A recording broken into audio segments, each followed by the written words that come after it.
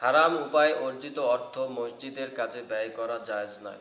হালাল অর্থ ধারায় মসজিদ নির্মাণ করতে হবে। অমুসলিমদের অর্থ মসজিদে গ্রহণ করা যায় দুটি শর্তে। 1 নাম্বার, তাদের ধর্মে যদি এরূপ কাজকে পুণ্যের মনে করা হয়ে থাকে। আর দ্বিতীয় নাম্বারটি হলো, অমুসলিমদের অর্থ গ্রহণ করলে যদি কোনো ফিতনা ফাসাদ আশঙ্কা না থাকে, যেমন পরবর্তীতে আবার তারা ফেরত নেওয়ার দাবি করতে পারে, এর জন্য মুসলমানদের খোঁটা দিতে পারে, এরূপ আশঙ্কা না থাকলে। মসজিদের আকৃতি, ডিজাইন চিরাচরিত যেভাবে হয়ে আসছে সেভাবেই হওয়া জরুরি। এমন আকৃতি, এমন ডিজাইনের মসজিদ নির্মাণ করা যেটাকে সাধারণত লোক দূর থেকে দেখলে মসজিদ মনে করবে না, সেরূপ করা মাকরুহ। আর অমুসলিমদের উপাসনালয়ে আকৃতি, ডিজাইনে মসজিদ নির্মাণ করা সম্পূর্ণ হারাম।